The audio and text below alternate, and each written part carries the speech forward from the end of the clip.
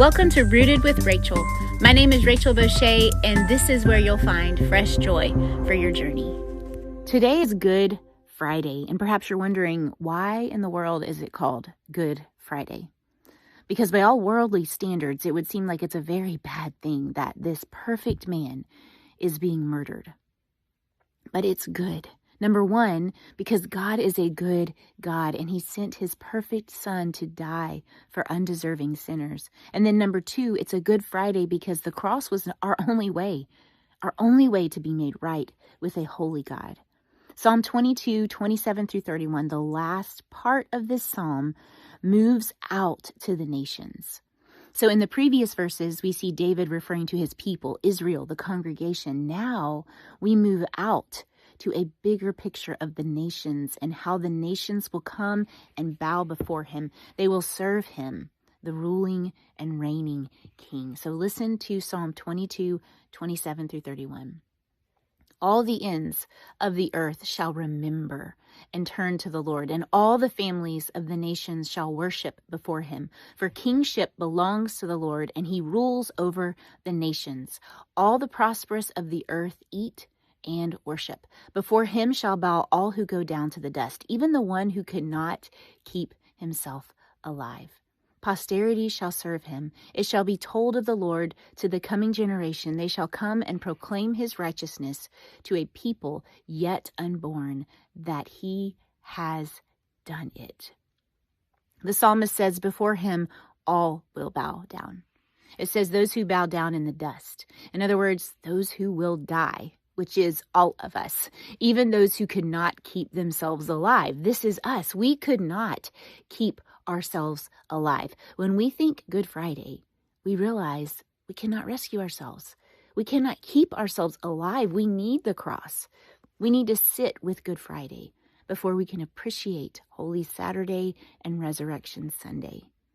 The last couple of verses in this psalm, to me, are just a perfect and beautiful summary of Christ's sufferings and his subsequent glories.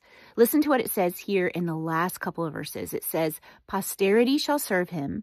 It shall be told of the Lord to the coming generation. They shall come and proclaim his righteousness to a people yet unborn, that he has done it.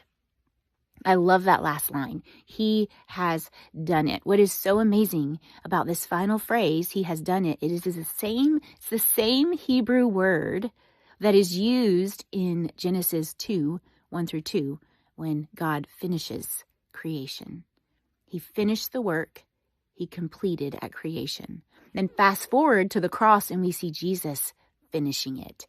It is finished. He completed what we could not do. We could not keep ourselves alive. God did it for us in his Son, Jesus Christ. That is why it's called Good Friday.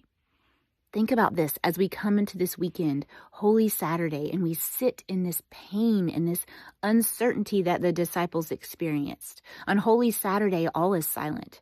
He remains in the grave. A lot is going on, but he remains in the grave, and they are confused. They don't know where to turn. They're scared. So we also sit with Holy Saturday in the silence.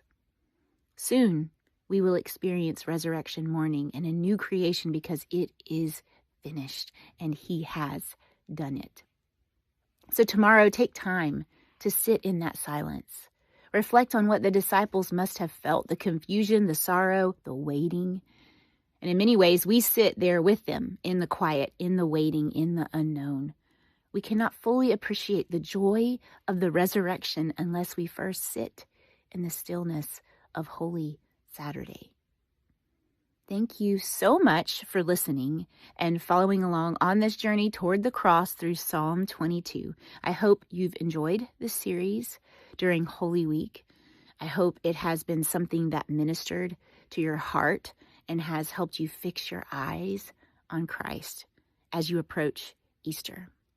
May Resurrection Sunday be all the more sweeter.